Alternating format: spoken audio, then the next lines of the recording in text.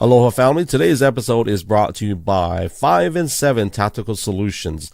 They are the premier team for tactical services and training. For those of you that are, you're passionate about protecting yourself, your loved ones, maybe your home, maybe your dog, or maybe your squirrel, well, learn from the professionals. They have gun courses, everything from pistol training to long guns. For those of you that want to learn on concealed carry combative courses, they have that as well if you're a security guard. If you are in Hawaii and Arizona, they have the license courses available for you as well.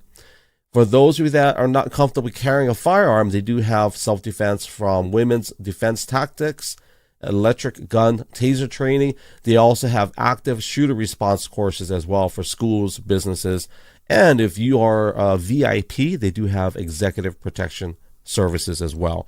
5 and 7 Tactical Solutions LLC.com. Be sure to mention gLO 808 and they will give you $25 off of any services or package. Mahalo for your support. What's up, family? Thank you for joining us. My name is Brother Greg, aka The Real gLO. It should be fun. First of all, thank you for everybody that is on X, Twitter, whatever you want to call it. We are live, keeping it alive. We're live.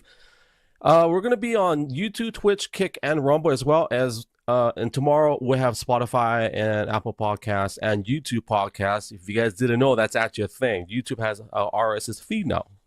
I didn't know that. And also, just as a reminder, if you guys are listening in the future, if you're on Spotify, Apple Podcasts, do me a favor, give us a rating, all the good stuff. Don't give us a bad rating, because if you do, I will come and find you. I have AI software that will come and seek you out and find you. But in all seriousness, we thank you for your support. We really do. Also, our merch is up for those of you that have been supporting us since 2016. Thank you. And we do have merch available. And today's podcast is brought to you by Archon Mounts, as always. We have a very special guest. Let me tell you this. Check this out, family. I got 3 pages of resume. I'm not even kidding. My printer couldn't make it any smaller. I made it at like the 8 font, and I still have 3 pages. So I'll try my best to get through it all. Dustin, he's a Florida native, so I think we have some connections there. But what really got my attention with him is that he had this lab coat on in his profile. And I'm like, I have this weird attraction to people that are in the medical profession, or they're like in a clinical, I don't know what it is. It's like, I want to talk to that guy. And I heard him on X, on Twitter, got to know him a little bit. And I was kind of lurking in the shadows. I would listen to him speak. I'm like, wow, this guy speaks well. And then I just kind of read through, and I don't know what prompted me finally to ask him, hey, hey, can you come and speak in our podcast? So here we are. He is, man, there's so many, he's a former tennis pro, which is pretty cool. And we'll talk about that. I don't want to say former CrossFit and NASM certified personal trainer, because it's kind of like you're always an athlete, no matter what. Just because you don't do it professionally, to me, you're still a certified CrossFit professional and certified personal trainer. But he also started a 6-figure business before transitioning to medicine. And I'm going to butcher this because I honestly can't say the word, but I just know he's an expert in anesthesia. So I'll leave it at that. I won't try to say the actual, I'll have him come and say the job title, but he's been doing it for a while. And I think that's such an important position or job that he's got, and I'll share my personal story, how important that job is, because I know firsthand what that really means. And man, there's so many things in his resume. One of the biggest things I will share, and we'll just play the camera. I mean, we'll play the video, but he is one of the founders, or the founder and co-host of the Present Fathers podcast. And I think in today's culture, we need that. Like, we don't have enough of that. And when I went through their channels on YouTube and also on Spotify, I'm like, wow, these guys are legit. They've got it going on. They got a nice team of guys, and I love it. We need it. So that's why we got him today. There's so many things he does, and I think there's a lot of similarities we'll talk about. But I brought him on tonight because I just want to hang out with him. And for anybody that wants to do a podcast, this is the ultimate cheat code for you to learn for free. Well, for now, until you start making it big. Then you got to pay people for their appearances. So anyways, I'll shut my mouth. Here we go. We will have Dustin join us in roughly about, let me check my time, 42 seconds. We'll be back. You're watching gLO Sessions podcast number 70. Dustin Burnham.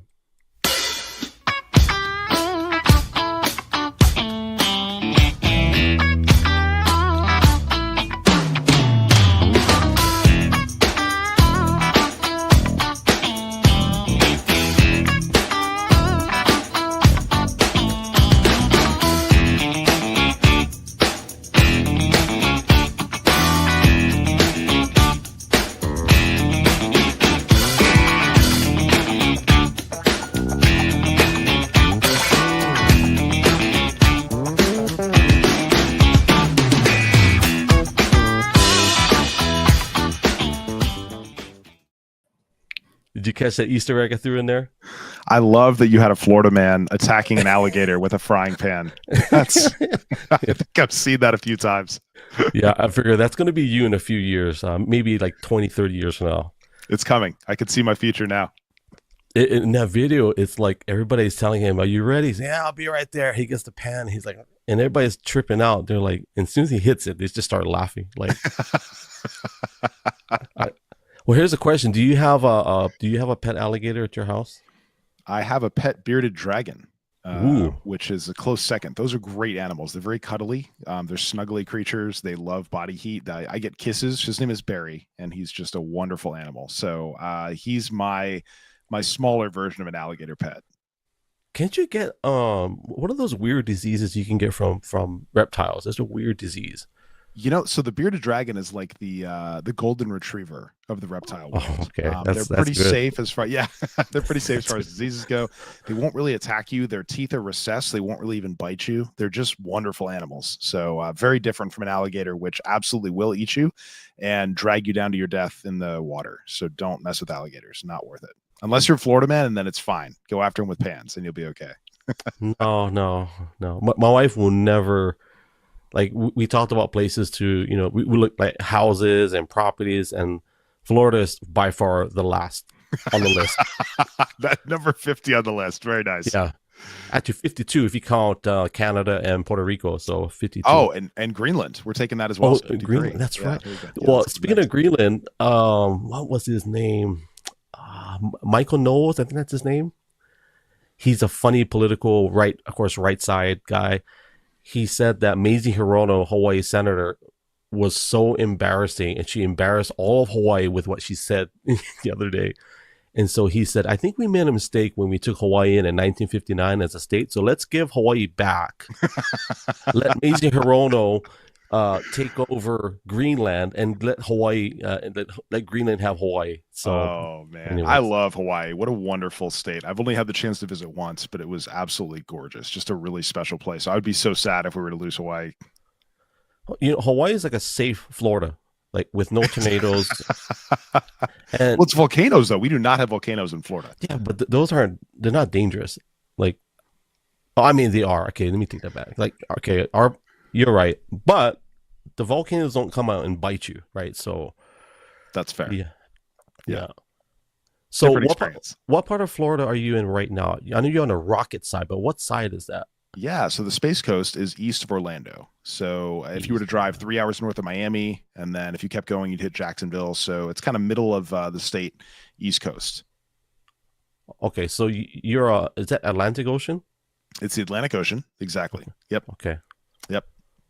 Yeah, Space Coast, Best Coast. The Blue Origin just launched a couple nights ago for the first time. So Jeff Bezos was very excited about that. I got to see that.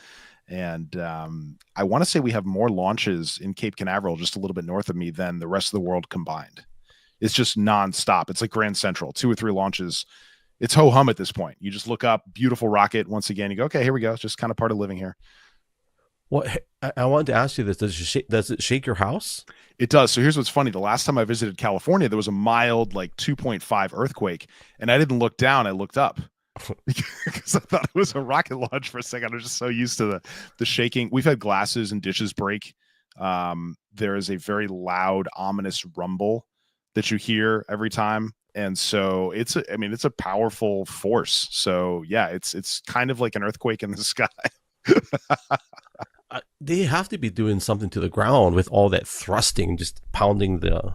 Well, does it technically launch from the earth, or is it suspended when it's taken off? Yeah, it launches from the earth, and there's definitely environmental concerns. There's all kinds of issues with fish and water. My wife works for the water department in Cocoa, and there's a lot of complaints about runoff. We have the Space Force base, Patrick Space Force, right nearby, and there's all kinds of issues with the water from all that stuff. So it's like anywhere, you do pay a little bit of a price with that. They do their best to keep everything clean and take care of it, but yeah, it's not environmentally friendly to launch rockets to Mars. Yeah, it's all going to hell anyway. Let's leave. I mean, it's kind of like, yeah, exactly. It's kind of the red planet. Yeah. Well, I found that polluted water typically produces the best crab.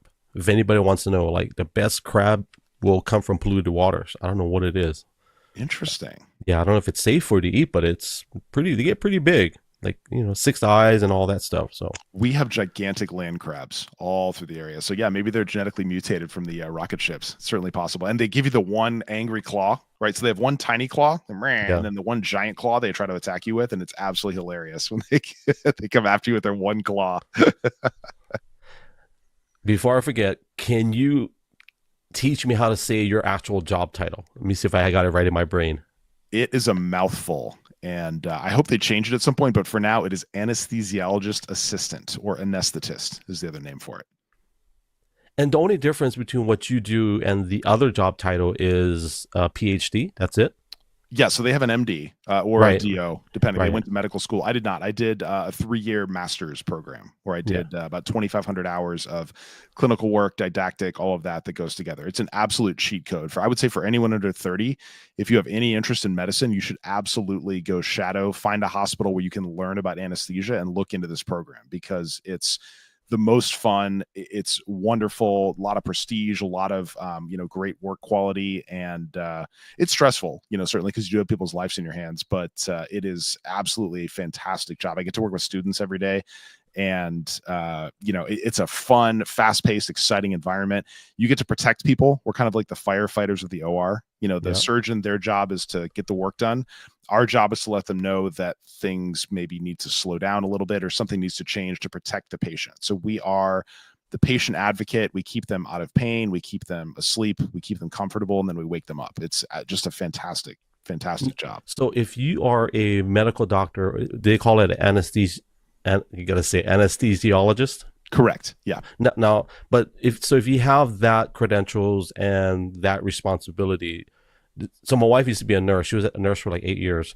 Mm-hmm. But one of the things back then in Hawaii, she said that the doctors, a lot of them had to have their own, not coverage, or they kind of were responsible for a lot more liability, but they were kind of in charge of, like, they had to make sure they had the right coverage for themselves outside of the hospital or whatever the facility that they worked at. Is that correct? Malpractice is very expensive. Yeah. Because if you get sued, if something happens where, you are on the hook, it can be millions of dollars. So you definitely have to, we work under the license of an anesthesiologist. So they have the insurance, and then now, of course, obviously if we make a mistake, we could lose our license. Bad things can still happen. But, as far as that extra coverage, that's kind of packaged up with what they do. So we work under their license and their insurance. Hence the cheat code. Right. Yeah. Yeah, exactly. Yeah.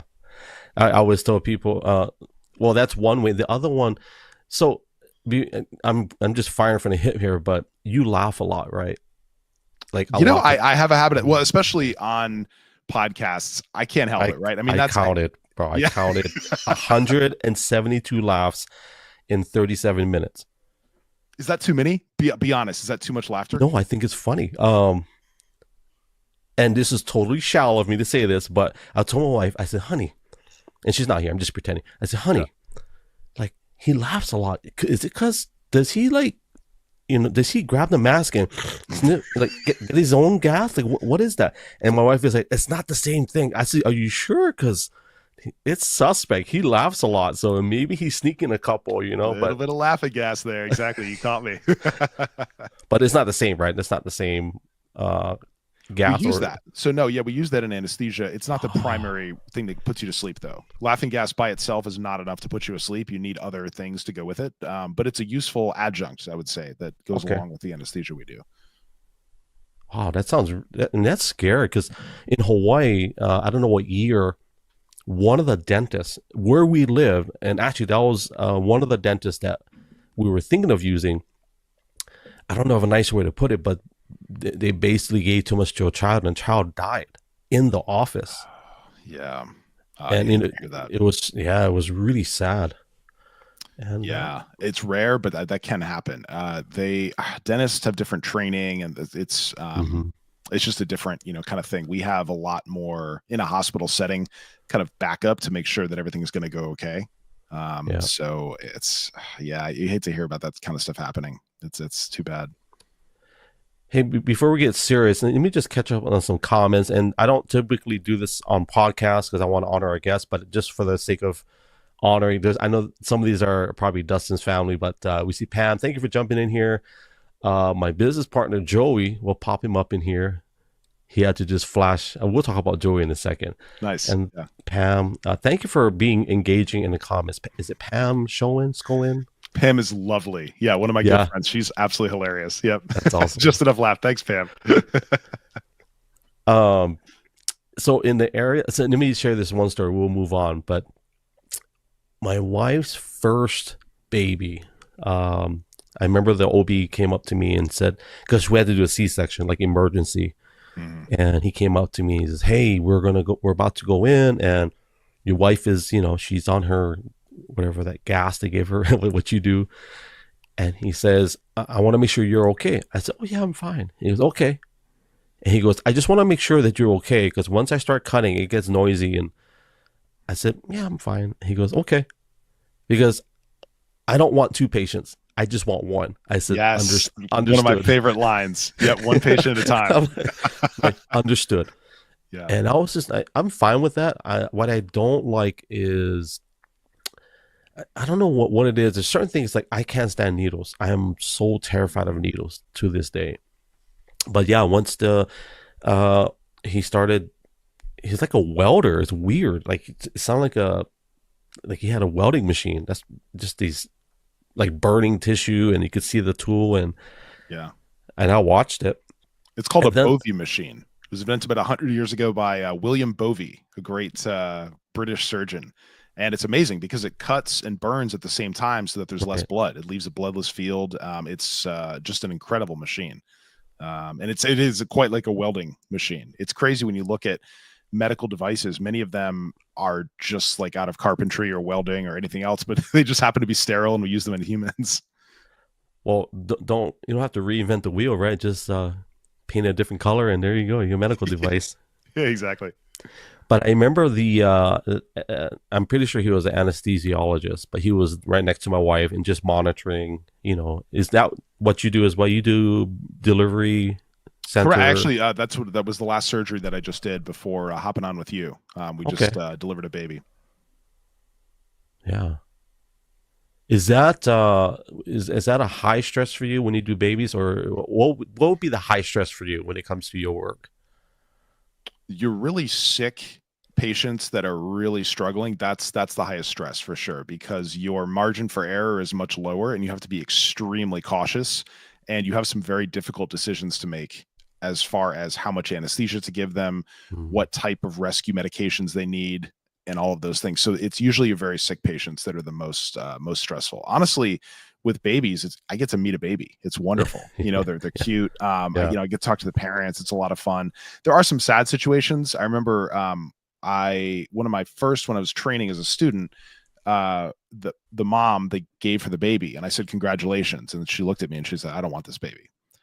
And I said, I'm so sorry. I try to feel the room out and get an idea of, what's going on with the situation. And that's super rare. 99% of the time you've got a happy mom. It's great, but I'll never forget that where she was just like, I don't want to be here. And, so not every situation like that is a happy one, unfortunately, but the vast majority are. And, it's usually a blessing, and it's just wonderful to meet, two excited parents. Both of my children were also born via C-section, And both of them, kind of scary. It's called the nurse curse, where if you work in medicine, you always have, kind of challenges as far as that goes. So I'm intimately familiar, and I'm so thankful for the OBs and all the people who work in obstetric medicine, because they perform miracles every day.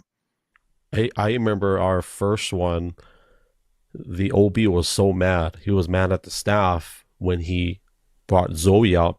I think it was Zoe. I can't remember which baby it was, but brought her, I think it was Zoe, and she still had a sensor attached to her.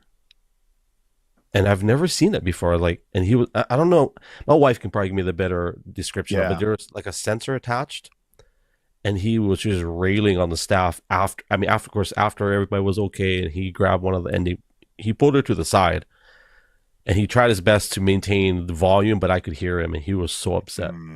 Yeah. Because he was there for my wife. That's his job.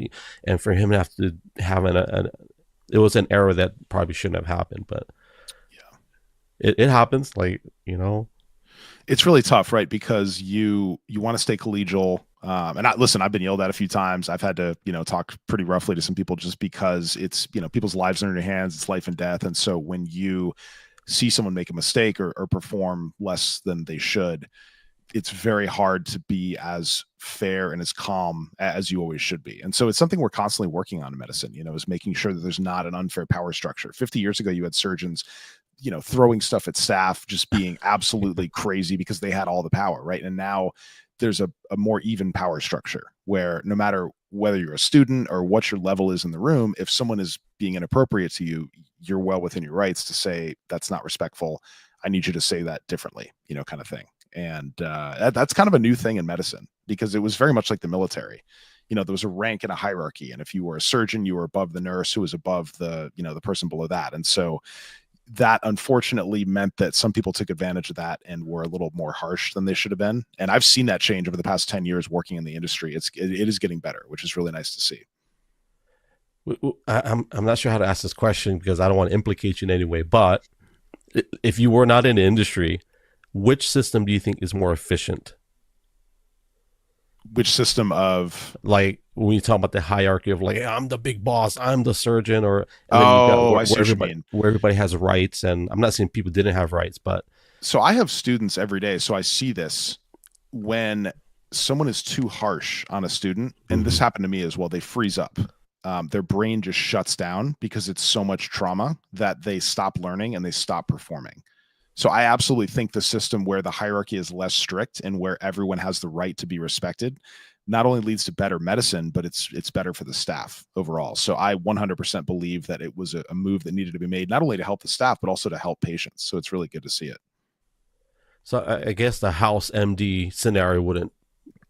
It's fiction. It's not true.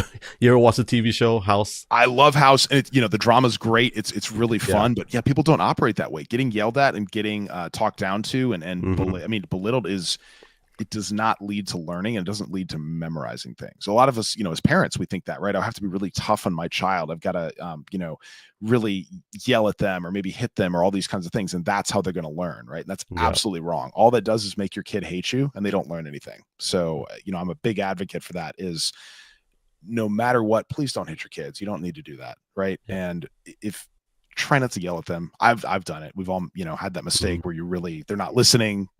I've had to yell at my son. He was running out of the street last week. He was going to get hit by a car. I screamed at him, Lucas, get out of the street right now. And he looked really scared and he came back, but he also didn't get hit by the car. So sometimes you have to yell. I get that. But generally speaking, it is not good for brain development, especially with children. And so I'm a big advocate for that. Please, please, please don't yell at your children. It's exhausting, I know, but try to use a calm tone when you're having those conversations with your children and you need to correct them. Well, I have a psychological condition from my dad that he gave to me, and my dad used to spank me. He didn't yell at me a lot, but he believed in capital punishment, and I joke about it. But that psychological condition is called respect for my elders. And I will say this: my dad always.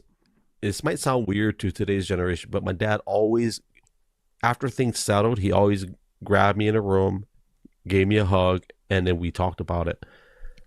And my dad never corrected me for making a mistake. Never. He always would capital punishment me if I disrespected my mom. That's the first thing. That's the only thing. Yeah. And then defiance. If it was straight up defiance, then I would definitely get it. I'm a product of the 80s, and I went to schools, Dustin, where I got paddled twice. Wow. They still were paddling you even in the 80s. It was in 1987. Okay. It was a private school, so we signed off the waivers. My parents signed the waivers. Hey, yeah, of course you can, but they would call my parents first, and then of course my dad said, yeah, go ahead. Well, the stuff I did was, I won't even say it, but just put it this way: I've been suspended about 6 times from 8th grade to high school, so I deserved everything. But in today's culture, oh no, those guys would be put in jail. If they did that today, they would be put in jail. It's a different time. Agreed. Yeah. Yeah. And it's tough, right? I mean, especially if you do have to, if you spank your children for some reason, as long as you explain it afterwards and you not necessarily apologize, but maybe have a conversation about why it happened and have a calm. But so often I think people maybe hit their kids for the wrong reasons. Like they'll spank them and then say, well, I can't then have more of a conversation because they won't learn the lesson that way. So I think that's where some of the trauma can develop, is that, they don't understand why they got hit, and it doesn't help. So I think in your case, maybe it did have some benefit, but if at all possible, I really, I never anticipate hitting any of my children. I don't think I'll ever need to or want to. I think the biggest trauma a lot of kids face is outside of whether it's physical or, to me, one of the worst punishments I've ever seen in my life, and this is my personal opinion, is putting a kid in a corner and having them isolate themselves. To me, that is like, and then I've had stories of where parents forgot that the kids were in the corner for hours, no. Yeah. So that's one of the, this feeling of like isolation and not feeling loved or whatever it may be. And some, like my generation, if you tell me go in a corner, yeah, I'll take that. Just don't hit me with the belt, please. But my dad, so I'm not sure if you've ever seen any of my videos of my dad, but my dad doesn't have fingers. And so they kind of made fingers. I think the Shriners Hospital, they made fingers from muscle tissue in his leg and his calves, I think. So they created fingers for him. Well, you know this because you're in the medical field. When you move muscle tissue and you make, digits, whatever you call it, appendages, well, there's no nerve endings in those, right? It doesn't grow. It doesn't grow because it's. So my dad, I remember, I said, Dad, you remember when I was, I think 10 and I was disrespecting Mom and you slapped me in the face and then you told me, don't you ever talk back to your mom. And then I answered you. I said, yes. And I tried to say, yes, Dad. And then he slapped me again. And he goes, don't talk back to me. And I'm like, Dad, my face was stinging. He goes, oh, okay. And then I think a few years later, he was playing with our cat. And the cat was biting him and scratching him. His hands were bleeding. I said, Dad, your hands are bleeding. You're dripping blood. And he's like, oh, yeah. I can't feel that anyway. I don't have any nerves in my fingers. And I flashed back to when I was 10 years old. And it's like, Dad, you remember? And then of course, I always say that joke, and it kind of makes me feel bad, I'm sure, now that he's in his 70s. But I don't have any regrets of that at all because I never said anything disrespectful to my mom after that. I always, now I did other stuff, of course. I did, because it was okay. I didn't get spankings for that. So, right. But hey, can we, before we go in, I want to talk about obviously the podcast, because first of all, let me just say, I meant to say this in the beginning. Congratulations on your baby. Thank you so much. And your family. Yeah. I read your story, and man, what a great story of triumph, even with your wife and all that. Man, what a powerful testimony you've got. And if you haven't written a book, you definitely got some book material. But congratulations on that and your podcast. But can we talk about your personal training, your CrossFit, and then even your pro tennis? I looked you up. So you were 4.5. Is that accurate? Yeah. Yeah, that's the level that they know do, how legit that is? Bro, I would. So my dad used to make us play tennis when we were kids. We go to the tennis clubs. I hated it because I have to go to the tennis pro. He made me hit these balls for like half an hour. I hated it. Like every weekend we had to go, sometimes twice a week. And I hated tennis because of that. But my dad was good. But my dad never went pro because he didn't have the genetics and he just wasn't.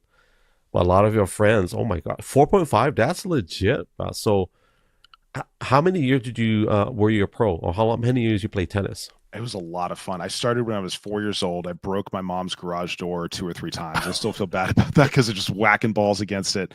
I So tennis pro, I do have pro points. I played some professional tournaments, but tennis pro just means teacher. So I professionally taught tennis for about 10 years, played like an animal, probably 50, 60 hours a week. I was obsessed with it for decades. I would say, from probably age 8 or 10, is when I really got serious about it until my 30s. After I had kids, I kind of knew I love tennis, but I can't play it once a week and really enjoy it. So after I had my son, I kind of knew I was going to have to take a break from tennis for a little bit.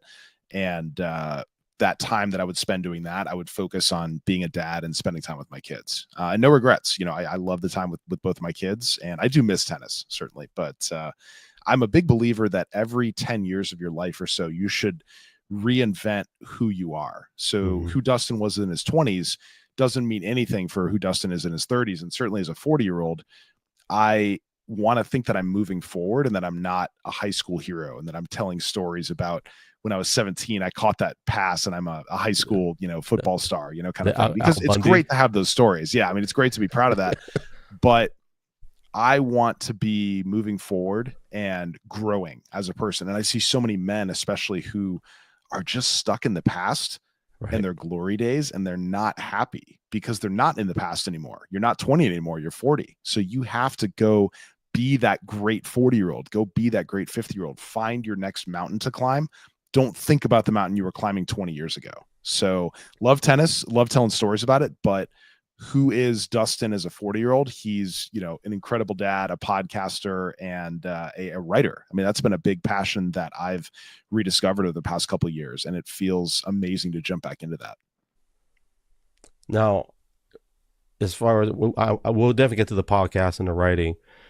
As far as the fitness, that's something that never leaves you, right? So I'm sure you still train, maybe not on the same level. At the peak of your athleticism with doing the personal training, CrossFit, in any of those years, did you do any competitions or tournaments, especially tennis? Did you win tournaments, or was it strictly just for the teaching, being a tennis pro? So I was in Jamaica and I won some pro points there. So I was able to advance pretty far into a tournament. So I did compete professionally and had a great time with it. I was good, but I was never quite good enough to say be top 1,000 in the world or something like that. And I recognized that pretty early on. So I said, okay, I'll push myself hard here, but I'm not going to try to go to the circuit and the tour and really go that route. So love doing that. I competed in CrossFit competitions all over the country with my wife. That was an absolute blast. They were called X and Y competitions, where you would work together to try to complete challenges. And so they were just an incredible way to bond with your wife, right? We took some dancing lessons before we got married, and that was incredible. See, I'd like to joke, it was the first time I actually led in my marriage, was while I was dancing. And so that was, a great thing. And we would work out together. We had all these really fun activities that, we just fell in love with each other by playing. That was so important to us to have that play. Who's the better dancer? Oh, Kim is by far. She's 1,000 times better. So it was very hard for her to let me lead because she saw me struggling and not feeling the beat. And she knew if she led, she could do a better job. But that was part of it. You got to, you got to let me take the lead there. You know, it's fun. So my wife is half Puerto Rican, and then the other half is Hawaiian, Samoan. And well, she's got the Hawaiian, which is already with the hula and just the artistic part. And then the Puerto Rican is just straight up rhythm, right? So I'm a good musician, but when it comes to my body, no, I can't. It's tough, right? It's so different. Even if you feel the music, it's not the same. It's really challenging. You put me behind a guitar or a drum set or any instrument, I can. But you get me to drop the instrument and start moving. No, I can't do it. I mean, yeah. It gets obscene and it's like totally inappropriate. My wife is like, "No, honey, we can't do that in public." Like, well, it works for me. So, where do you think all these babies came from? Yeah, exactly. How many more babies are you guys gonna have? So we have two. My wife is 43, Okay. And so some interesting health challenges. My wife was diagnosed with breast cancer 9 years ago. And so at the time, we thought we weren't going to be able to have children. We were a little bit older at the time. I think we were 32, really excited to start a family, have kids, and then boom, breast cancer. So it was a real blow. We both kind of struggled with it. Mm. One of the probably the biggest compliment I've ever received in my life. My wife, when we met, said, "I'm not sure I want to have kids, but when I met you, I knew I wanted to have your kids." And I'll never forget that. No one's ever said, I don't think anyone could say anything nicer. I mean, that was just the highest compliment possible. So when we hit a moment where we thought we weren't going to have children, it was really devastating. We had a miscarriage previously as well. And then of course her breast cancer. So it was a journey for sure. And then we did a bunch of research, found that she could safely have children during a brief window while she was off the medications they want you to be on for breast cancer, and I'm not able to have not just one but two children. So absolute blessing. But at this point, it would not be a good decision to try to have a third. So that this will be it. Two is all we're going to get, and we may adopt. One of my mentors and someone I really respect, Ty Tote, has adopted a couple of kids, and I don't know if you're familiar with his story, but he's really an inspiration. He's someone who just felt called. Tyler Tote, T-O-D-T. Okay. So shout out to Ty. And he gets a lot of heat because he adopted children who are not of his race. And so he just gets all these trolls who are like, oh, that's not even your kid, blah, blah. And he's like, really? Like, the best you have to attack me with is that I adopted a beautiful child and he doesn't, look exactly like me. It's just, it's crazy hearing stuff like that. Like, who has time to go online and attack someone for adopting a child of a different race? It's just... Now, when we say race, like what is his ethnicity? So Ty is white, and then he's adopted an African American child. And there's just this weird subculture, unfortunately, on X, specifically, and maybe other areas as well, where they don't like that. And I hope that his message, which is full of love, is enough to maybe convert a couple of these people and go, you know what, I was wrong to be so hateful. Let me think about this differently and recognize that we're all people. Doesn't matter, whether we're white or black or Asian or Puerto Rican. We're all children of God, and there's absolutely no reason to be hateful to someone because they, gave their time and energy and love to a child. So it's, seeing that kind of stuff, I'm like, man, I respect the heck out of this guy. First of all, I highly recommend adopting. We did. Okay, and awesome. Yeah. She graduated college last year, got married. She graduated in Boston. Before I want to talk about my daughter and adoption, because I agree with that. Please. I have so many bullets in this gun, Dustin. Oh my gosh. I'm not racist. I'm from Hawaii. So people that don't know much about Hawaii is an ecosystem that has many ethnicities.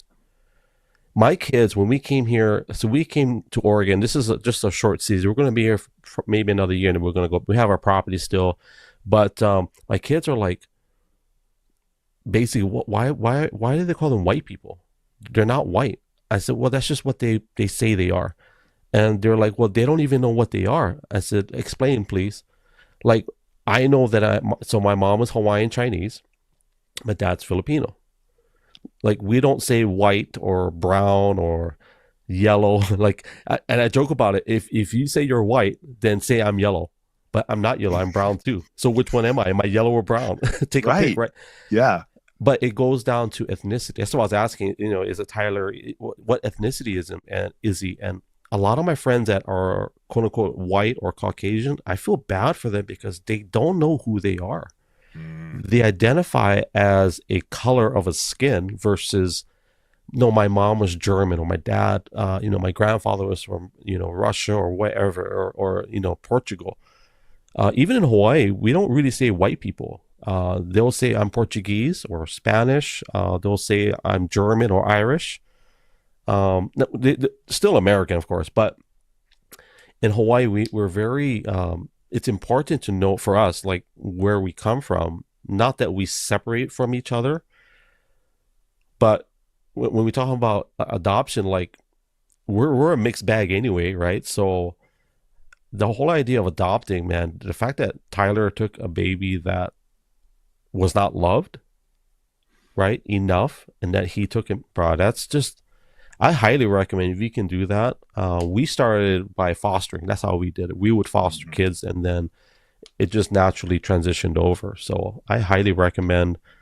Um, there's so many kids that are not, they don't have a home, and so unfortunately, as the older they get, it's harder for them to find a placement. Yeah. So I always tell people, just try the fostering program first. See if you're ready for that. The only drawback, of course, they take the baby away, so emotionally it might not be good, healthy for the That's parent. tough. Yeah. Yeah. And you bring up a great point. I do wonder if part of the reason that we're disconnected from our communities is that we don't understand our roots, right? If I think Mhm. of myself as, so I'm mostly Dutch. So if I think of myself as a Dutch person versus a white person, then I wonder if I'm more connected to that identity and that background, which it's very rich, right? I mean, if you look at the Dutch history and culture, it's exciting and rich. Where if you just say, oh, it's amalgamation of white, it's less, there's less pride there, and there's less kind of desire to connect with other people in the community and all that. And I wonder if that's, where some of these challenges we have as men, where we don't connect in communities very well. At least, you don't. Florida's really tough. It's outside of some niche communities, you don't see a lot of men that are deeply connected into roots and culture, and that is a huge source of misery and distress for so many men. We are, Yeah. we need our friends, we need our communities, and it's so essential. And it's not just white people, because in high school I had a coach. I used to live in Greenville, South Carolina as a kid, Oh yeah. and my soccer coach, he was quote unquote black, but he never said I was black. He always said I'm Ugandan. Oh, I like And that. Okay. he Yeah. was my soccer coach, and he was straight up from Uganda. I mean, he could hardly speak English, but I found it interesting that he would say, "No, I'm Ugandan." And it is important, I think, for guys. Maybe we don't have a good family structure. Then maybe let's look and see, do the swab, spit in a cup, whatever, send it out to is it 123, or whatever it's called, Yeah. ancestry, whatever, and then go figure out where you came from. Because I think that speaks volumes on things that you can learn about. Like, good example for people that are adopting, right? I always tell them, well, sometimes, like our daughter who graduated college, she's not my biological, but she's my firstborn. Mm. Period.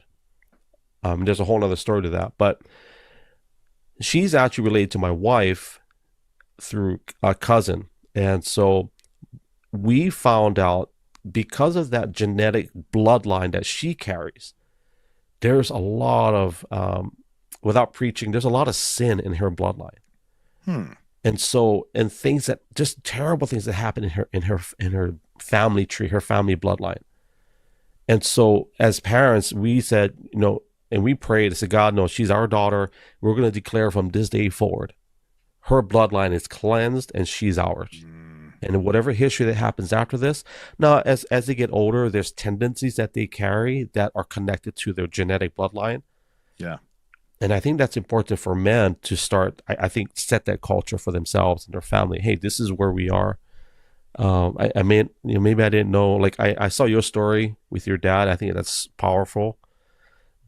I think even as us, we're the ones that we're pushing the reset button for some of us, right?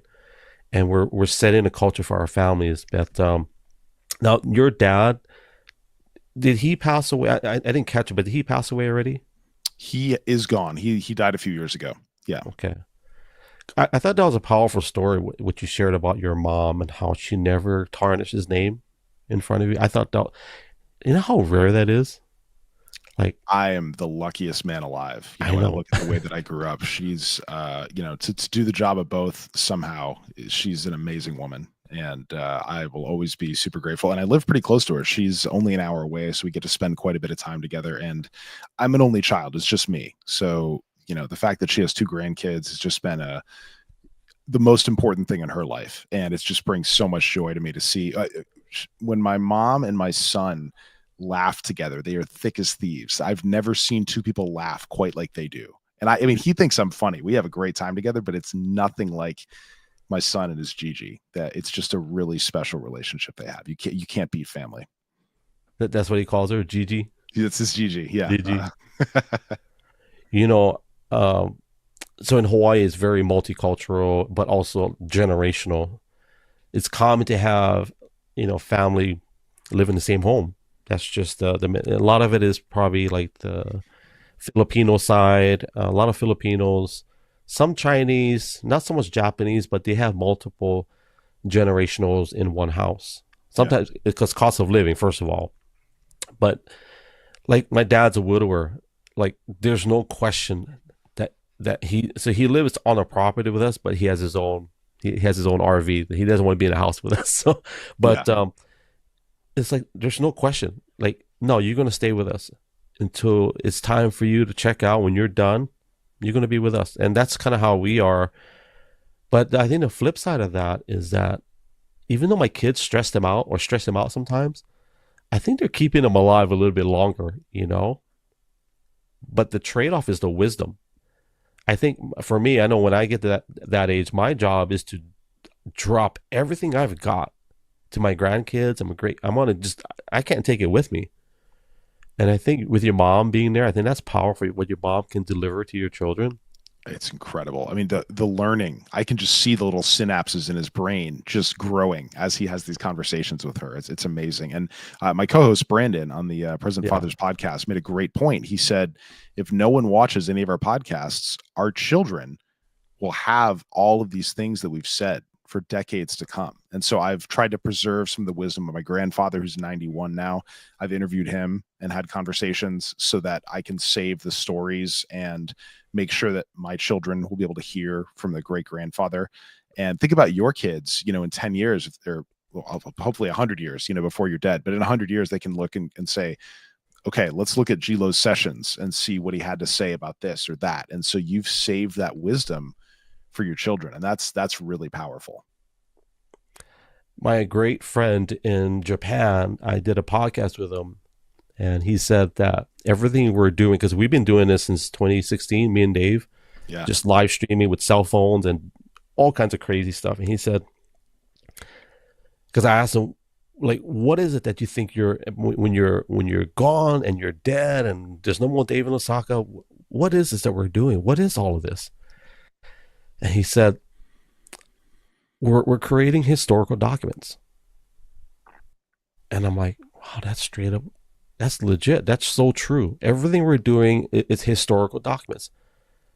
They're going to be NFTs. They're going to be like, they're going to NFT this thing and sell it for millions of dollars one day, hopefully. And hopefully, wouldn't that be great? Yeah, what a legacy. Did you sign the paperwork, Dustin? Did you sign? I think that's so cool that you have the paperwork and everything you have set up. That's a really neat. I might borrow that. That's really cool because it locks it in as how important it is. And I bet you never had a guest that said, well, I signed this thing and I'm still gonna, kind of cancel and not show up. I mean, so I think that adds an element of professional weight to it. That's really cool. I'll talk about that for a second. I think it's important. One, I want to honor you, first of all, and I don't want there to be any misunderstandings. And it's not just you, any guest. I've been doing it for a year now, and I've had a few people that never got back to me after that. They got scared of it, and I'm totally fine with that. And then you were the fastest one, like literally within minutes. So thank you for that. I will tell people, since we're on multiple social platforms, anybody that wants to do any type of conversation and you do what we're doing, you can do it for free or you can pay somebody, but write everything out. And I think it honors your guests, it honors you, and it preserves friendships. It really does. Or it protects your friendship. The most tragic one I saw was with you ever heard of Billy Carson? Wesley? I know him. Yeah. It got really messy with Billy Carson, Mark Menard, and I think they're in Florida. No, I forget what state they're in. And then Wesley Huff. And it all just basically came to a point where one person, for whatever reason, didn't like how the podcast went, demanded that none of that goes out. And it just snowballed from there. And it's just sad because Mark and Billy Carson are actually good friends, and their kids go to school together. The wives are friends. And Mark Menard went public finally and basically said, you know what? Moving forward, I'm going to make sure everybody understands these are the expectations. And Yeah. So that's why I do it. It's not because of them, but for that specific reason. Like I want to make sure there's no, yeah, because you guys have a great podcast. Let's talk about that? Because the Present Fathers podcast, you guys got some good traction. You got a good group of guys. You got a great team, by the way. I will say, you've got a great team. Now, are you the founding? Not once the founding father. Are you the original guy, or was it whose idea was it to So start it? my wife is so funny. She said, "You guys missed a huge opportunity. You should have been the forefathers." Oh, could have That been. would have been brilliant. She's all about the puns. So initially, it was Justin's idea. Okay. We've had a group test going for the past 10 years where we just, anything we need to complain about our wives or our kids, any of that kind of stuff. We're always just, sending memes, all that kind of stuff. And he finally said, "Hey, we have these conversations all the time. We're always helping each other. Let's just record it and have this conversation, on a podcast." And then George was already a streamer. He did some video game stuff, so he knew how to do it. And so he put the tech together. We just showed up. And so it was Justin's idea. It was George's tech, and then Brandon and I, add our own elements to it. And so we're all, 25% owners of the podcast. We're all co-hosts, co-founders, co-owners. And but no, it was definitely Justin's idea to get it together. And we are almost 100 episodes in, and about 3.5 years. It's been an absolute joy. The first 10 episodes were just us talking, and we would pick a topic. And then I decided, I said, I really want to talk about one of my favorite books, which is His Needs, Her Needs by Dr. Willard Harley. He's in his 80s, absolute legend. The whole, a lot of marriage books that have come out later came from his ideas. And they basically just repackaged his ideas and turned it into Men Are From Mars, Women Are From Venus. All that stuff was just his books, just kind of repackaged. And so I said, man, it would be so cool to talk to him. Let's talk about his book. And then Brandon sends his team an email. Says, will you talk to us? So he comes on the podcast and comes and talks to us. And we realize the power of that. People will just talk to you if you ask. It doesn't matter how famous they are. And a lot of people won't. 9 out of 10 times, they'll just ignore you. And that's fine, because that 10th part, 10 no's and a yes is a yes. Yep, So exactly. we sent out a bunch of, messages, DMs, and have just met unbelievable men. And the wisdom we've gained, from having these guests and these conversations, we've leveled up, as dads, as husbands, as fathers. It's been absolutely a joy. And it's only been in the last year we've really gotten some traction. We were sitting around 1,000 subscribers forever. And all of a sudden we just blew up to, I think we're at 45,000, something like that as of last week. So it's really taken off nicely. So that's been really fun to see. Well, why do you think that is? Was there something that happened, a viral post? What led that, do you think? Yeah, I think that was part of it.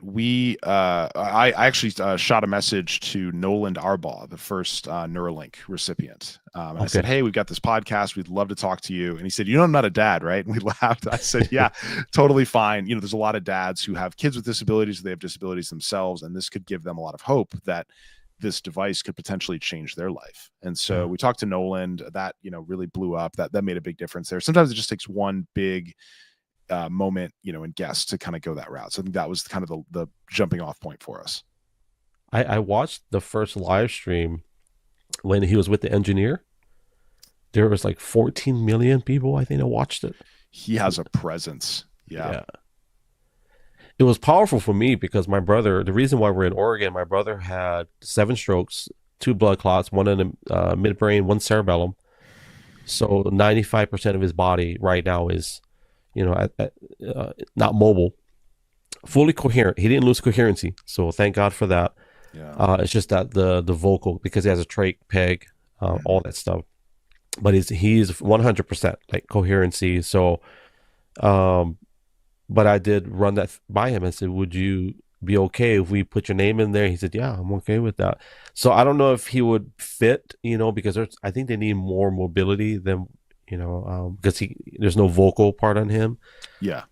But he can speak, but I think I don't know what it is, but there's a time where he would say a few things, and I think he just gets tired because it's a lot of energy just for him to, because he can't move, right? He has to be, every 2 hours or so. That Neuralink is something that I'm watching it, and I didn't know there's more companies. I only knew about Neuralink, but there's other companies too. that Yeah, do. it's an incredible. And if you've seen Blindsight, they have a potential cure to blindness coming out in a couple of years. That's exciting. That's It's a crazy. brave new world out there. Yeah, there's going to be so much hope and you don't want to give people false hope and say, okay, Yeah. we're going to invent these things. They're going to do this or that. But this is not false hope. This is real technology that's going to change people's lives.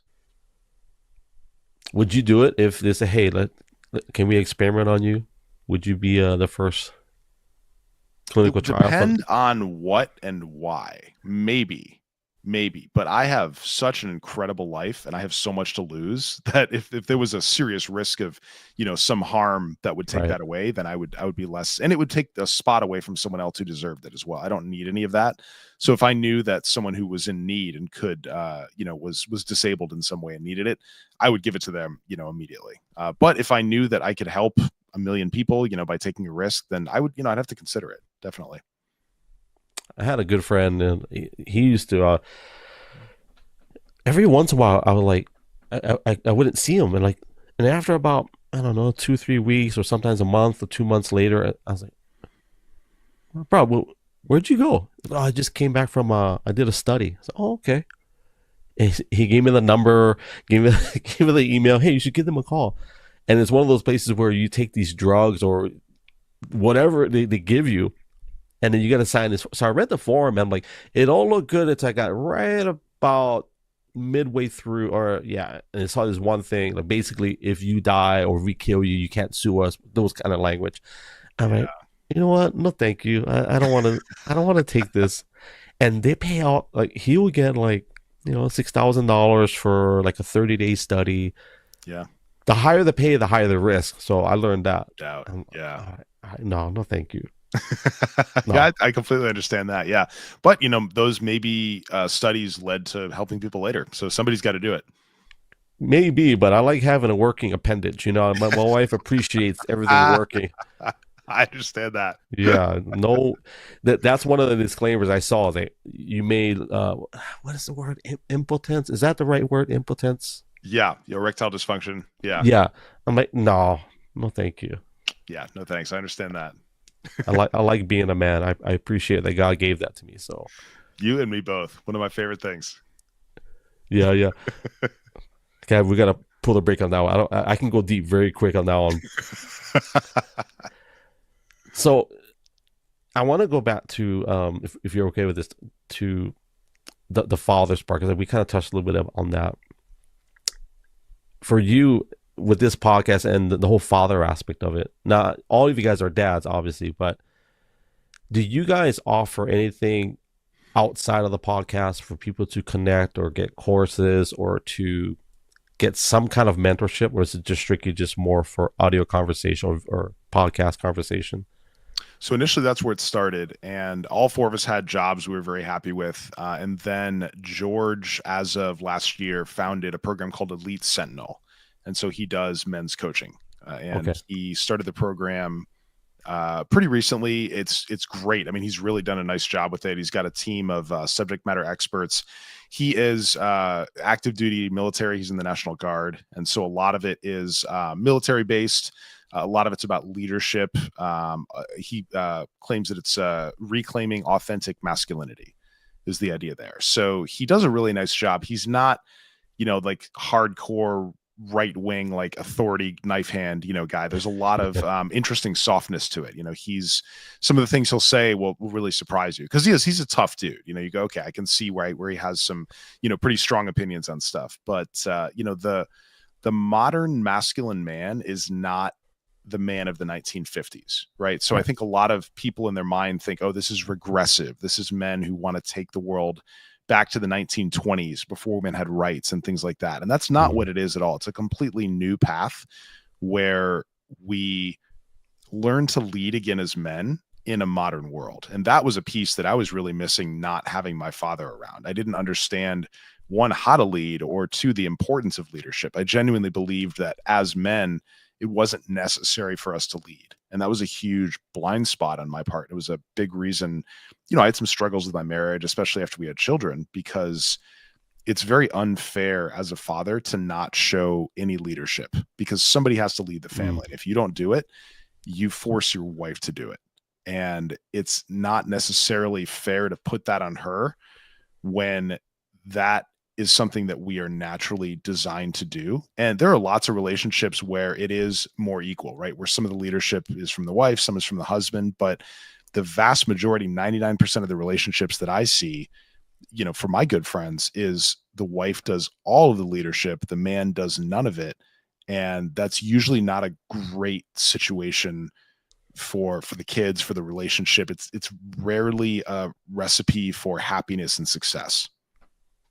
You said some in Hawaii we say chicken skin moments, like when the hair raises, and you're right, because at least for me and my wife, when I wasn't where I'm supposed to be in terms of leadership, we have a struggle. Like we get into arguments, and it's one of those things where now, I mean, we've been together for 25 years, so 4 kids later, we're kind of okay now just saying it. But for a while, it was tough because there are things going on in the marriage that I realized, and you hit it right on the money. It's like if the man is not leading, not being a dictator, but You're not a leading. tyrant, you're a leader. It's very Yeah, different. leading. Yeah. And I always joke, I always tell people, I'm the head of my house, but my wife manages it. She runs it. Yeah. I may lead it, but I don't manage nothing in this house because I will tear this house to pieces. It'll be a den of, it'll be like a man cave, So, Yeah. but, and she does all the business. So whatever you read, like a business agreement, she's the one with she's the big brains. She's got the business degree. So she does all the paperwork and the business end of our stuff. But yeah, if we're not leading, man, it makes everything hard, not just with the spouse, but with our kids. Right? It's very unnatural for dad not to lead. I'm not talking, and sometimes finances, we look at finances, right? Where there was a time when my wife was making more money than I was, and it didn't bother me in any way, but it kind of did. Like, okay, I got to fix it, right? So I think sometimes with job professions, I think without sounding like too traditional, like I used to live in the South, so in the South, a lot of times, hey, no, the wife stays at home, and the dad does everything. But I imagine in some households today, especially today with the economy and the types of professions that, the man may not be the leading income earner. He may not bring in the most income to the household. So how would you address that to guys that are in that boat? Yeah, you don't need to make all of the money to lead. There are still so many elements. I don't Mhm. even think it matters. I mean, it can help, certainly. You should obviously be providing and giving what you can, but that doesn't have to be financial. And in fact, in many ways, the money that I bring in makes it easy for me to not lead in other subtle ways that would make me a better leader. So I always have the option of, I don't want to fix that. I'm going to pay a repairman to take care of that for me. Mhm. And that in some ways is not an element of leadership at all. If I were to go take care of that and get the job done myself, that to me is a stronger masculine role. And so a man who makes less money and so maybe is forced to learn, go on YouTube and figure out, okay, here's how I fix this. Maybe that's better, but I can say, well, you know what, I'd rather go do this podcast with gLO. So I'm going to pay someone $200 to fix the door. And is that leadership? It's a different way of doing things. It's delegation. Yeah. But absolutely, you do not need to be a rich man to be a leader. And you brought up a good point. I think it was a podcast I did with you. I think it was the first one where obviously we should be okay. Like, we should be somewhat knowledgeable on how to change, like obviously a tire. I mean, it's the bare minimum, change a tire. Yeah. Yeah. But like toilets and sinks, right? Because I think you brought up like the repair guy may not come out for another month or so. So at some point, somebody's gonna have to learn how to. Matter of fact, I'm talking to myself, but I got to change our one of our faucets. So funny you bring that up. There's a faucet that my wife bought. It's got a built-in filter. It filters, it's like an exterior filter. But yeah, thanks, Dustin. I appreciate that. Yeah, no, of course. And it's, I think the advent of AI and YouTube and all these things has made it more and more possible to learn how to do these things. I've had multiple times this year where, I mean, a couple of years ago, if you told me you've got to watch a 30-minute YouTube video to figure out how to fix a sink, I really struggled with that. But if I can go into Grok and say, hey, tell me exactly what to do step by step, it'll do a pretty good job. And then I'll say, okay, show me the images, find me the videos. And before you know it, it's taken me half the time to figure out how to do some of these basic repairs. And that's really empowering.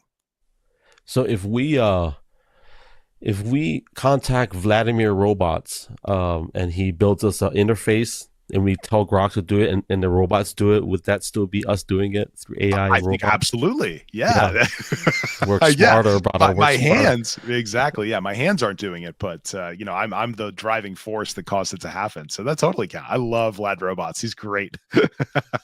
I put in the prompts, so hey, I get credit for some of it. There you go. Yeah. What do you think about AI where we are today? It's exciting, but it's a double-edged sword. It's really interesting. I genuinely believe, I'm optimistic, I think our children will lead much more interesting lives than we did because of the tools that they'll have access to. I think that they are going to have essentially a second brain that is going to make them so smart and so creative. And so I'll give you an example. If I am struggling with my weight loss, right, I'm really just not motivated, I'm not eating the right foods. Imagine you had an AI personal coach who you authorized to give you every step of the way exactly what you should be doing and remind you when you're not doing what you're supposed to do and tell you, hey, that's not part of your goal. Don't eat that. Hey, you didn't get your exercise yet today. Go do that. Yeah, it's a nag. Yeah, it's annoying. And a lot of people would turn that off. But if you're strongly motivated, that's a powerful tool. If you're depressed, you're unhappy, your AI is your therapist who can jump in and tell you those are bad thoughts, but you're not a bad person. Here's how to fix that, right? I mean, so much of depression is not because you're a bad person and you deserve to be sad. It's a brain malfunction. And so if you always had someone in your corner who is there to remind you, hey, it's going to be okay. Hey, what you're feeling right now can be fixed by having these steps and doing this. I think we potentially have a world where there's less depression, less anxiety, a lot of these challenges that we have today. There is a potential route forward to fix some of this stuff. And that to me is really exciting. You don't think that, do you believe that AI will be sentient at some point? Fully sentient? Do you believe that's possible?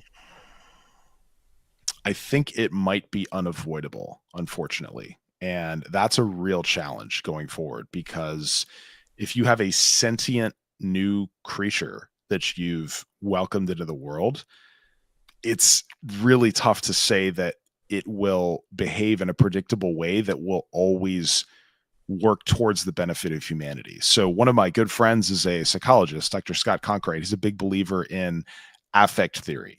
And his idea is that for AI to stay aligned with humanity, for it to want the best for humanity, we can't just rely on the law of robotics. You won't hurt humans. You won't let humans hurt each other, that kind of stuff. Those are so easy to work around. A smart AI could quickly circumvent those laws and cause some problems there. So if we are able to teach AI, it's kind of like, remember when Commander Data in Star Trek got his emotion chip? Yeah. We can do that. If we can imbue a deep love of humanity and what it is to be human and all of that, we really have a chance to keep AI aligned with humanity. And if we don't do that, I think we're going to be in a lot of trouble. So there's a lot of dark paths we can go down where things do not go well. But we've gotten ourselves in a lot of pickles before. And I think we can figure this one out. I think I don't subscribe to Joe Rogan's mindset. He has this whole mindset that, to me, it's a fear mindset. I don't operate with the spirit of fear with that. I do agree with some of the points, but I think when Elon jumped ship and launched XAI, I still remember the very first spaces they did. I think spaces were live stream, and they talked about why they did what they did. It's, for lack of a better word, it's like checks and balances.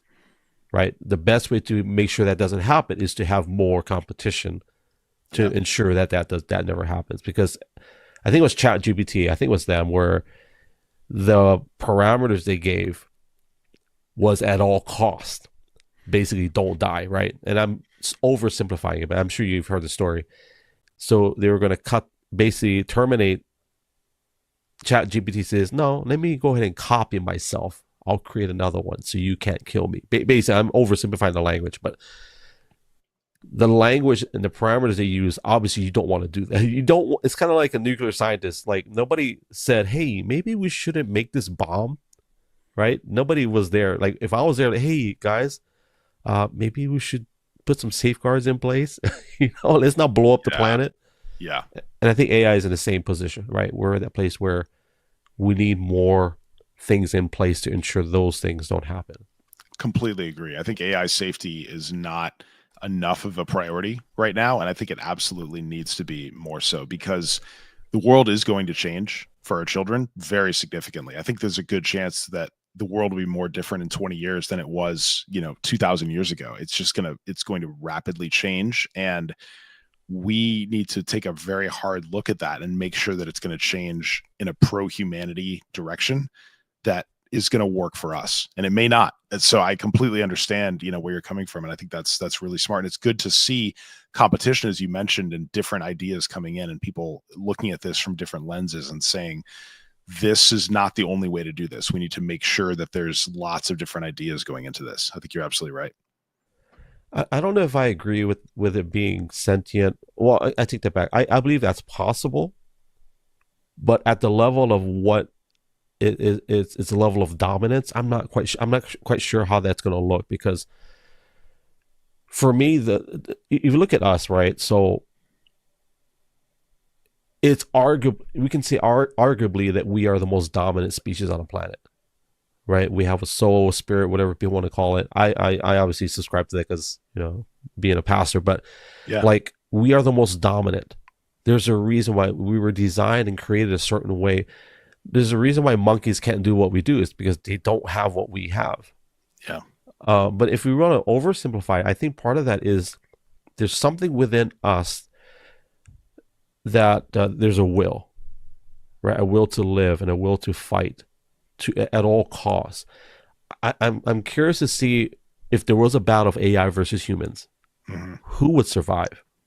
So I don't think that's what's going to happen. I think that humans wielding AI will be the most powerful force. So I'm not I'm not so much worried about AI taking over. What I am worried about is a bad actor human with a powerful AI who potentially takes us into a place that is very bad for all the other humans. I think that's a more likely kind of doomsday scenario. So, that's a bad movie, by the way, because that's not Terminator, by the way.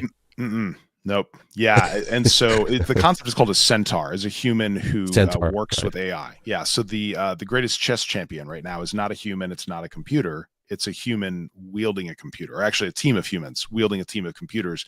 Nobody can beat a human using a computer. Right. And so I think that will continue to be the dominant model. And so we may not lose our job, to a computer in 10 years, but there's a good chance I might lose my job to a human who's better at using AI than I am. And so that's, I think, where the big changes are going to come from. Well, I think corporations are already incorporating it in manufacturing, right? Yeah. And logistics, shipping, those kind of things. So, well, you definitely paint a better picture than I did, because I was painting Terminator, with Arnold Schwarzenegger working harder. That's of course. Yeah, come with me if you want to live. I was waiting to pull that out of the bag, but I was like, this guy can do Arnold. What the heck? Well, I met him last year at the Arnold Classic. Did? It was one of the great, honors of my life. I mean, the man is just a living legend. And you want to talk about someone who laughs all the time. That guy is just uproarious laughter all the time. He just wanders around with his friends and just cracks bad jokes and just laughs all the time. He's just a joyful person. He's really cool. I appreciate what he did, because I'm a big my younger years, I was really into bodybuilding, and I really appreciate what he did with the Arnold Classic, where he brought aesthetics back.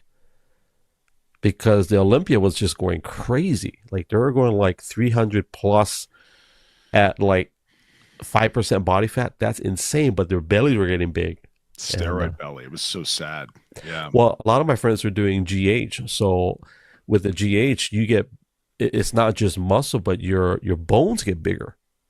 Your feet get bigger. It's very strange. Like I did anabolics for what year? So I did it for about 12 years. And I've spoken about this publicly, but no matter how much I did, if I didn't train, I didn't eat, it really, not that it didn't do anything, but it really was wasted money because it's not cheap, to do. And I'm not promoting, just for the record, family, I'm not promoting using anabolic steroids, but you got to work hard and you got to have genetics. And, but yeah, a lot of the people that were taking the, like the growth hormones, their waists were getting bigger. It was just very, and they had very that. Dangerous from an anesthesia perspective too. When we see people who have used growth hormone as adults in the past, their airways, their faces change shape. And so if we need to place a breathing tube, it's much harder to get that in safely. So we always need to know if someone has used that in the past, because it's a scary thing when, an undiagnosed HGH user as an adult is potentially, someone who may not do well under anesthesia. So that's something we always have to be really cautious of, to know that happened. That makes sense, because we had a very dear friend of ours. He passed away young, and I knew he was using steroids, but I don't know what else he used. But he died in a hospital. He had a broken leg. They put him under, and then something happened. It was just one of those weird things that it's like, I wonder what caused the complications. Yeah, that's some crazy stuff. Have you ever, in your younger days, did you ever use anything performance enhancing, any type of performance enhancing drugs?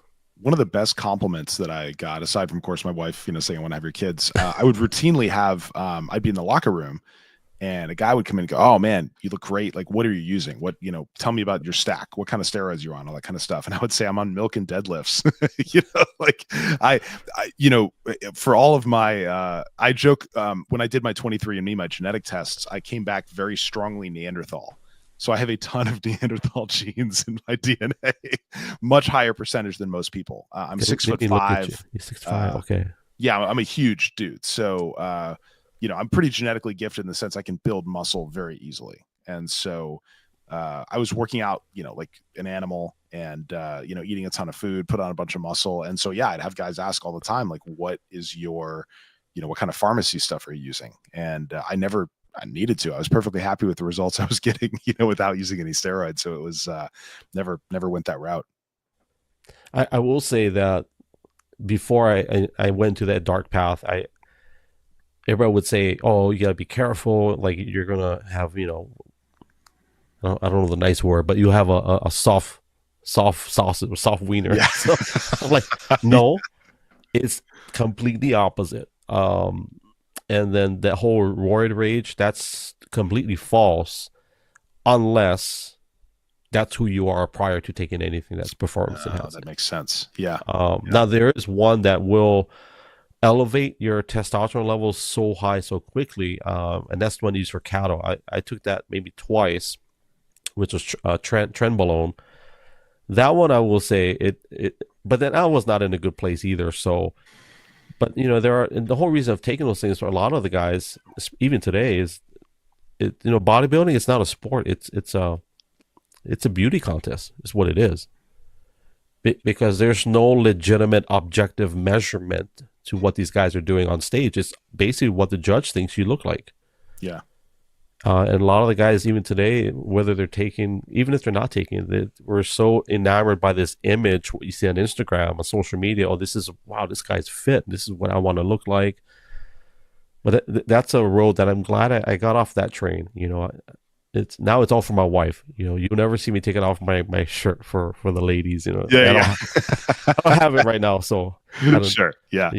It's amazing to me, the lack of sleep. I've definitely packed on some, the cortisol, the stress, all that kind of stuff. I'm excited in the next couple months to get back into better shape and get back to training again. But it really does. It takes a toll when you stay up and take care of the kids and all that. So it's an interesting kind of unique challenge. There's all these sleep gurus, right? Your Brian Johnsons, your Don't Dies, who are always talking about, oh, I'm doing this and that. And so I'll ask them, okay, I've got a young kid. What do I do? Crickets, silence, because there's really not that much you can do. You have to get up and feed your kid. So there's just not a lot you can do to optimize your sleep when you're getting up every couple hours feeding them. Have you ever tried ZMA? Yeah, zinc, magnesium, and I don't know what the A is, right? But yeah, ZMA is great stuff. Yeah. I think it's aspirin. Is it aspirin? I think it's a little bit of aspirin. It's with blood flow, obviously the zinc for muscle recovery. But when I was taking it, man, it gives you amazing sleep. Like it didn't knock you out. I think is it aspirin? I forget, but I know it's patented by this guy named Victor Conti. He is the owner of the patent to it. Okay. But it's a great product, yeah, and it doesn't put you under. Like it's just when you do sleep, man, it just in your body recovers well, muscle tissue, muscle fibers, all that stuff. But Oh, it's wonderful. Yeah, and magnesium, because of the soil in America, all of us are hypomagnesic. We all need extra magnesium, and so when you get the right amounts in your body, you'll sleep better. Your muscles are more relaxed. It's wonderful stuff. say that word one more time. What did you say? So Magnesium. if you don't have enough magnesium in your body, you hypo means not Oh, enough of, hypo, and then not enough. yeah, Okay. hypomagnesia. Yeah. Mhm. Where would we get the most magnesium in our diet? Let's say like red meats or No, I think it's more vegetables. I think you're oh, going to see magnesium and selenium and things like that are going to come from green leafy vegetables. But again, you know, if you ate lettuce 100 years ago, you were getting 20 times more magnesium than you're getting today. So you really do have to supplement, unfortunately, just because the nature of how most crops are now. so what's your diet like right now? I know you have a baby, but like, are you on spot on with your diet or?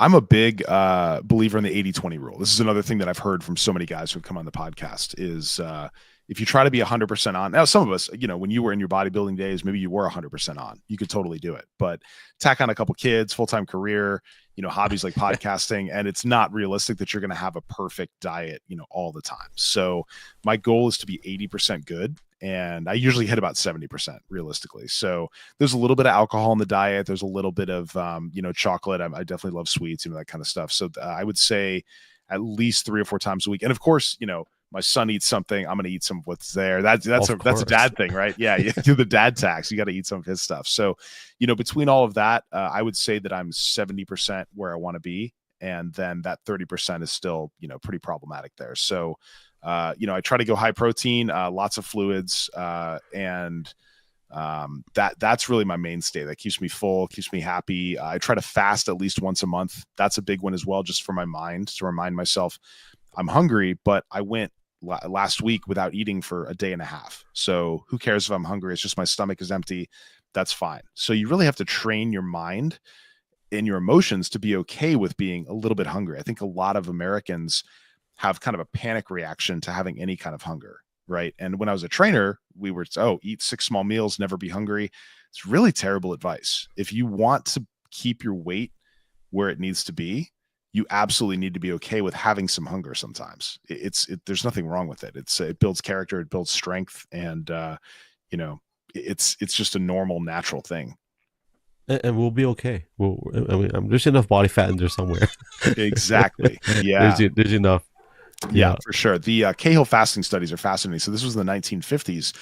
Dr. George Cahill took people in medically supervised places. There weren't that many of them at the time, but he found some 500-pound people, and they didn't eat anything for over a year. So they had water and vitamins and no food for over a year. And he would ask them, how are you doing? Are you okay? I'm fine. I feel great. No problems. And they would shrink down to about 250 pounds in a year. I mean, the body does not need food if you have enough body fat for a pretty long period of time. Hmm. And if they can go a year, I can go a couple days. I'll be okay. I've got plenty of padding. Do you know who Kevin James is? The actor, The comedian, yeah, Kevin James. comedian actor. Did you Yeah, hear how many days he went on a fast? I think it was like 40 something. He went over 40. good for him. That's tough. Well, so you can't see it, but I've been eating little nuggets while we're talking about it. It's just the salt you can buy it at the store. I have just a little bit of it, and I'm drinking my water.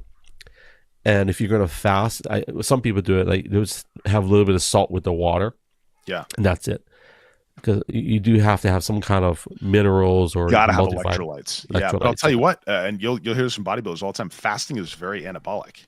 If you just Yeah, eat 8 meals all the time and all this protein, you will plateau. And one of the ways they break through the plateau is they fast for a couple days. They lose a couple pounds of muscle, but yeah. then that next week they put on 10 pounds of muscle, and they just it's like a natural anabolic essentially when you fast.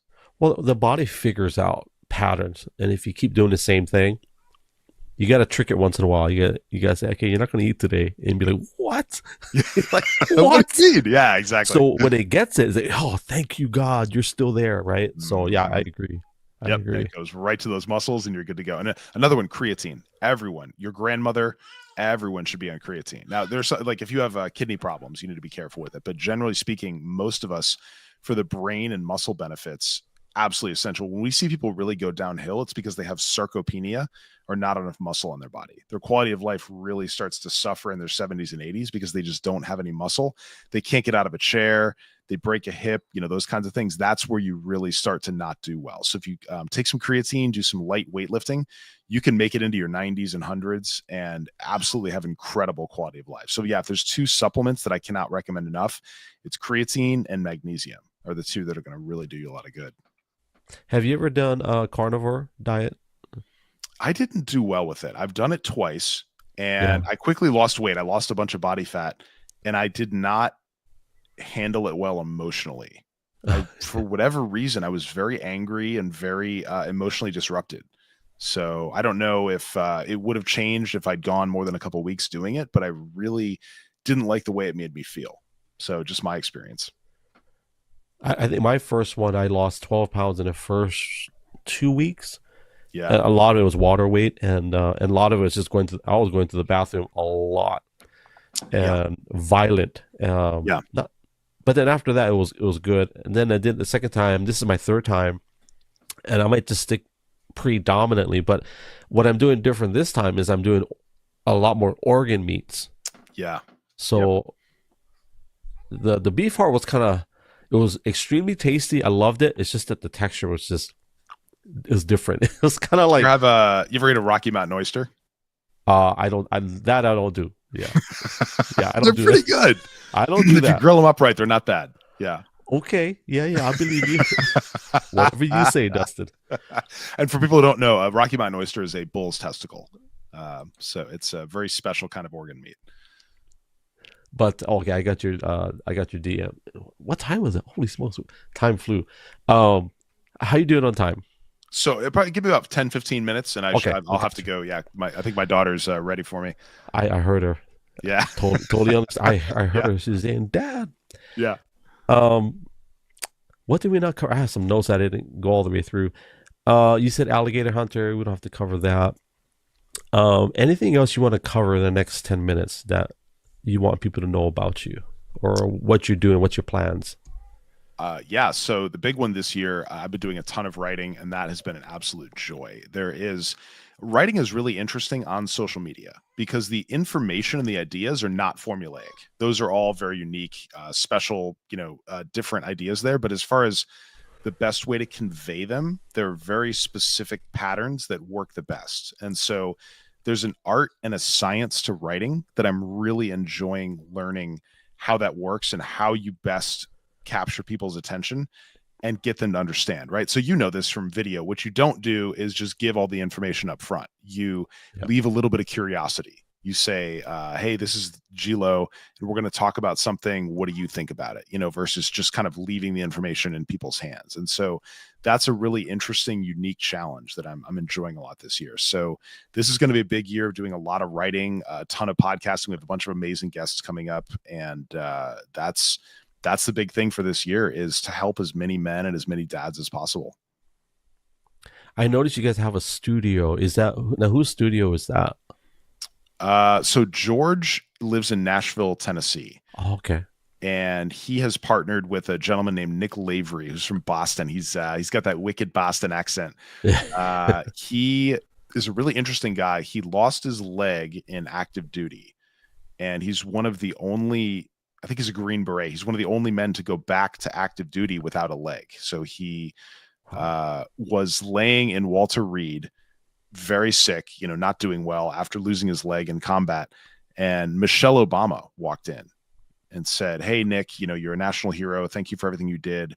What can we do for you? And he said, there's something you could do for me. Can you talk to your husband? I want to get back. I've got more to give to the country. And you can imagine Michelle Obama's like, yeah, of course. She calls up Barack and is like, hey, this crazy 6'7", one-legged dude wants to go back and fight for America. And so Barack said, yeah, of course. And so he got him back in, he rehabbed, and he's back, fighting for America again. And so anyway, George has partnered with Nick. And so that, I believe that's Nick Lavery's studio that he was filming in. I like it. It's nice. And that's our plans this year, is to find obviously we want to have a studio in Hawaii, something really small, but even in Oregon where we are now we've been looking at warehouses and just like, commercial districts, but some of them are just really pricey. There's one right by our house. We really wanted that space and it's just too high. It's just, they're asking too much. And it's like, we're not ready for that, because you got to have a decent amount of revenue coming in. And yeah, you see what I do in the beginning, that's all of my, trying to generate some revenue. Hey, so, good for you. No, I like it. I always tell people, like, whatever you plan to do this year, write it down. Like, legit write it. I have a little board here. My wife has her own vision board, but write it down. And even if you don't complete it, at least you've got it in motion, and I really appreciate what you guys are doing. I really do.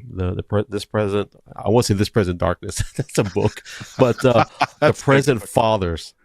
If you haven't read that book, by the way, it's a great book. This Present Darkness. It's a great book. I'll put it on the list. Very cool. By Frank Peretti. Okay. It'll change your perception of what UFOs may or may not be, according to Frank Peretti. So very cool. Okay, I like it. One quick question before we get into a rapid fire. Do you believe in UFOs? What do you think they are, or what are they? No, I'm going to take the contrarian side. I don't think that there are aliens visiting us from another place, because all they would have to do if they had advanced technology is send a probe, to come see what's going on. They wouldn't actually have to bring their physical bodies to Earth to come study us. So it doesn't make any sense to me. I think from a father's perspective, because a lot of people will say that I've had conversations, it's like, how is it that we are the only intelligent species in all of this, right? And I understand where they're coming from, but I think when you have this is my perception, when you have a kid, you look at things differently as a dad. But now if you look at your child, like, perfect example, when you have your very first baby, every household, if you're a healthy household, but yeah, when you have a baby, you give them everything. You give them a crib, lights, they have their own baby room, you got cameras, you have a year supply of diapers, you do baby showers, you got clothes for a year, grandma and grandpa are just throwing money at you because they want the baby to be healthy and have all these things. And that baby sitting in that crib has no idea what all this stuff is and could care less what it is. Yeah. But as a parent, as a father, I want my kids to have everything, even though they may not understand what that is. Yeah.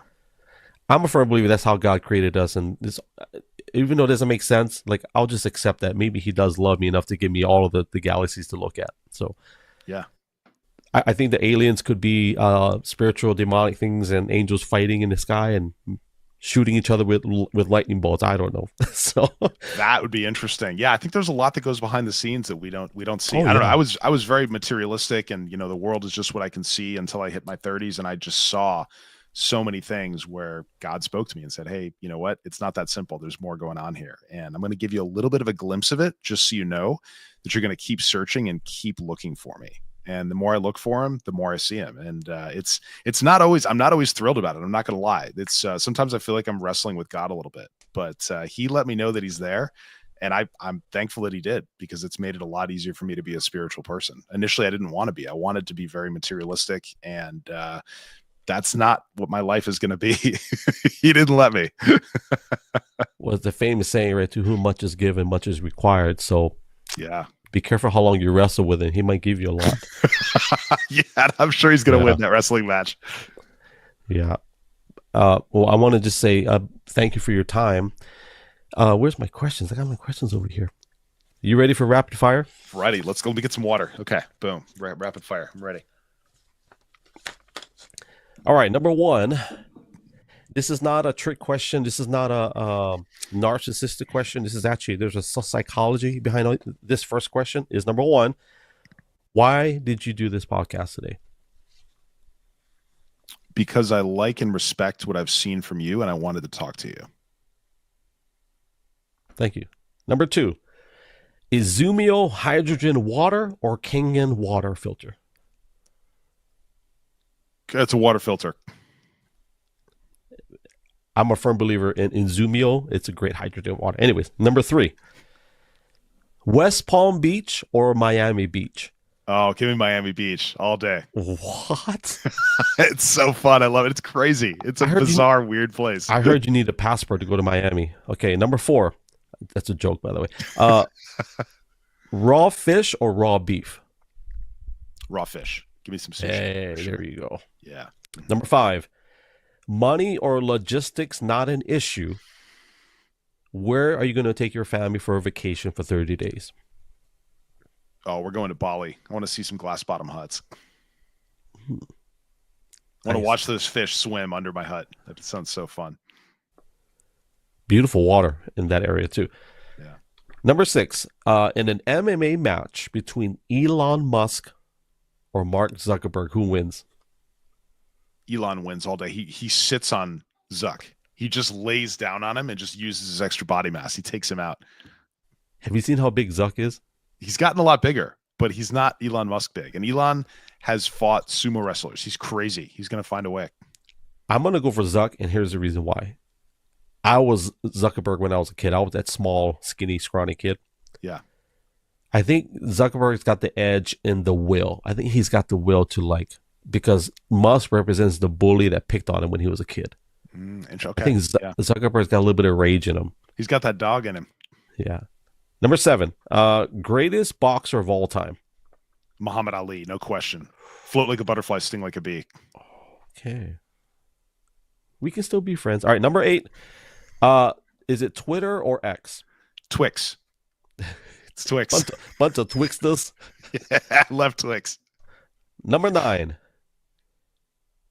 Let me ask this question. And we didn't talk about her today a lot, but I consumed a lot of the content. That's why I'm going to ask this question. Number 9, if you can go back in time under disguise, not giving away your identity, if you can go back in time to your mom at whatever date or time you choose, what would you say to her? Oh, that's good. I would want to go back when I was in college and we didn't lose contact, but we were less close because I was really kind of finding myself and getting away from her. And I would come back and let her know that I loved her and that our relationship was going to be amazing soon, but I needed some time to get there. It's good. Already gave me one the other day. It made me cry. Legit.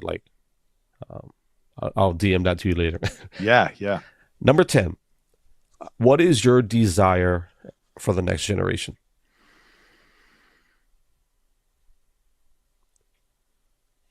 I want the next generation to rediscover legacy and purpose. I hope that my children live an on fire purpose where they have a ton of meaning and they attack the world with absolute passion. That's what I want to see for the next generation.